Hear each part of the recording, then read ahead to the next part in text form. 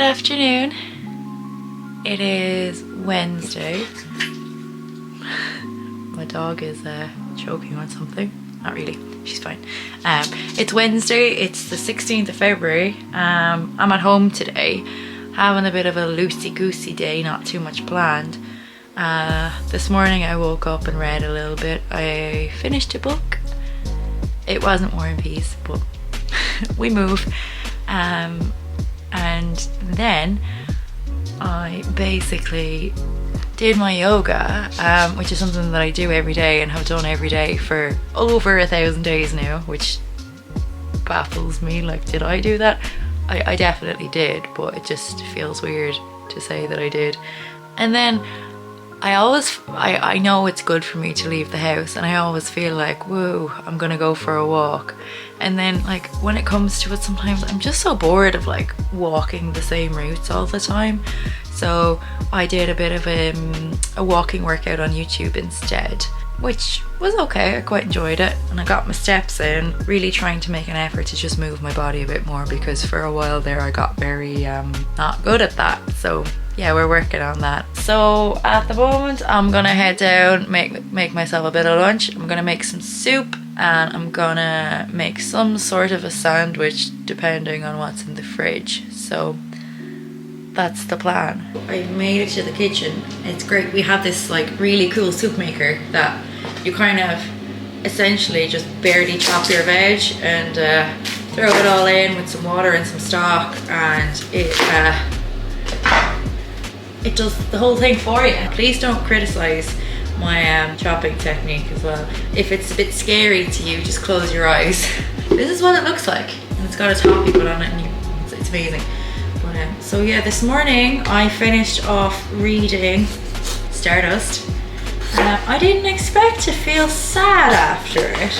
It was a lovely kind of book. I read, actually, after speaking about it in my last vlog, the film is more geared towards kids, that the book is a bit more adult, and I guess that makes sense. So I might watch the film soon. I actually think I got an email off Netflix lately to say that it's coming off Netflix soon, so I should probably get on that. The book, it went kind of where I expected it to, but it was really nice in the way that it actually did it. There's something about Neil Gaiman's writing, it's just very, it's homely or something, isn't it? It's cozy, like, it's nice.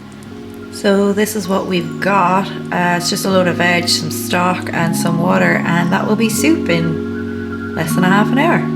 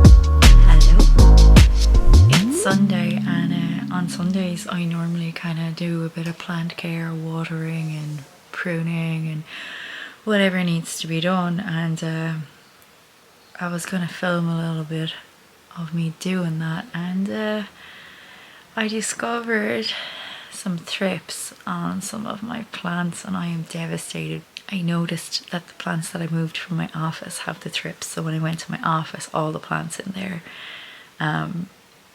have thrips, so I'm treating them with pesticides and a few other things, but some of them I actually had to throw in the bin already. They're just obliterated because I haven't been in there in a while and probably have been faltering on my plant care a little bit, I won't lie.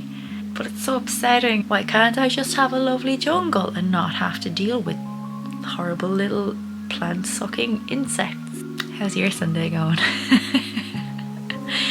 I'm about to head out for a walk with a friend of mine pretty soon as well, so that should be nice. About to do some yoga now. There's Bella. Hey girl. Best girl.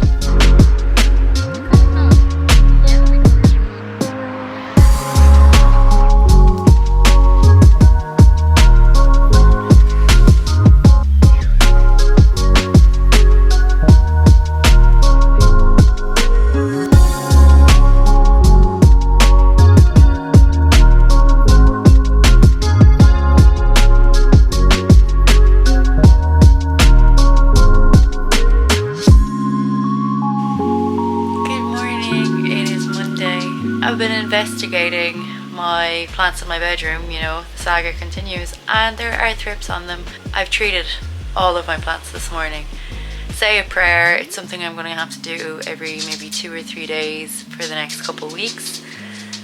It's great having loads of plants until you get pests, and then you just kind of feel like, hey, maybe I will just dump my 20 plants into the bin because I just don't feel like dealing with this. The sky is looking a little bit dull outside, but I'm gonna chance going for a walk anyway. You know, silly little walk for my silly little mental health.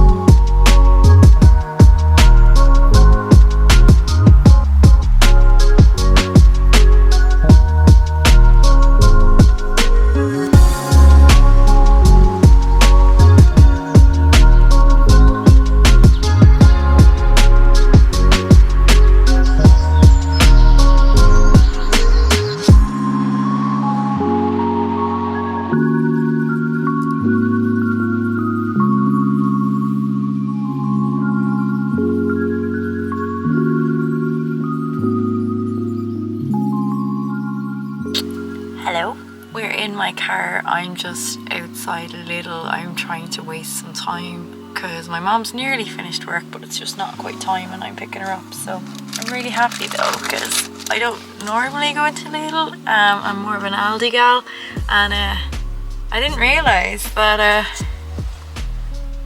Lidl are coming along with vegan cocoa spread, vegan rip-off of Nutella. I went to a cafe. I had a review for a book on NetGalley called Wandering Souls to submit. So I wrote that in a cafe and had a bit of a coffee. It's a novel written by Cecile Pin. It's a debut novel. It was endorsed by Ocean Vuong, so naturally I had to give it a go. I didn't love it. I didn't hate it. I don't regret reading it or anything. It was okay. It's about a Vietnamese family and they're trying to escape the war. The dad in the family has a brother who has moved to the States and has been telling the family about how great everything is, so they decide to try to make a break for it too. Essentially it's about a family of so-called boat people, so they escape the Vietnamese war by getting on boats, going across the sea to China, to a refugee camp in Hong Kong, and it's just about kind of what happens with them. Obviously the journeys are quite treacherous, something that's still going on today, not necessarily in this situation, but it is going on in the world today, unfortunately. Mostly comes from the perspective of a character called Anne. So she is the elder sister and it's about her and her two brothers. You know what happens when they get to the refugee camp and onwards. Unfortunately the rest of the family don't make it. So the book is written from the perspective of a few people, mostly Anne, but also their dead baby brother, which is quite sad, and also from this perspective of this like mysterious eye. So I was a bit confused about this, first person perspective, because you don't actually find out until like the latter part of the book who this I is. And I was like, is it Cecile Pin? Is she like introducing herself as a novelized version of herself, or what's going on here? That wasn't the case. It does get explained, but to be honest I found it a little bit confusing. Bit of a mixed bag. Like, it's quite an emotional story, naturally tumultuous. It follows these three characters over the space of decades, really. It follows, you know, Anne and her two younger brothers as they end up in another country. It follows them into adulthood. Like, a lot happens in this book, and it's quite short. Like, I'm not quite sure how long it is, to be honest, because the version that I found on Goodreads said it was 200 and something pages, but the NetGalley version that I couldn't find on Goodreads said it was 128 pages, I think, but it's remarkably short. So it tries to do a lot of things in a short amount of words.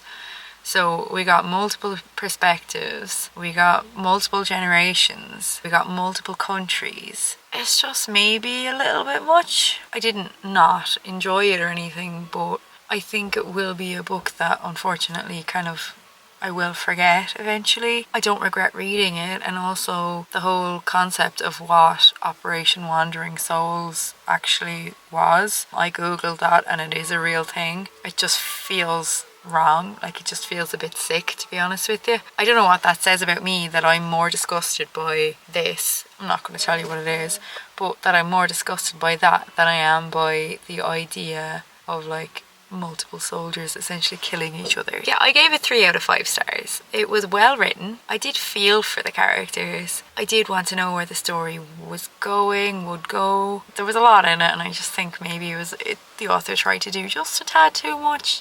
I'm gonna go pick up mi madre and try figure out what I'm gonna eat for dinner as a vegan savage who has nobody to cook for her. So yeah, we'll chat to you later.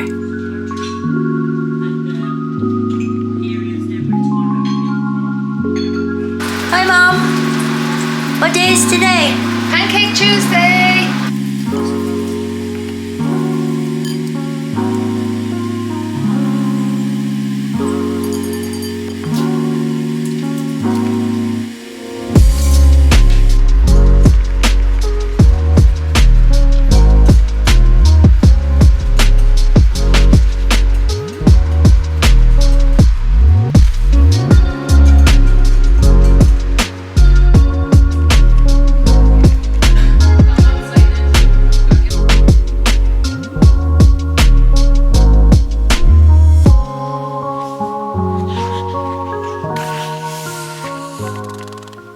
I'm gonna end the vlog here. Thanks for watching, thanks for coming along. I hope you enjoyed it. Don't forget to like and subscribe if that's what you're into. Thanks for being you, YouTube.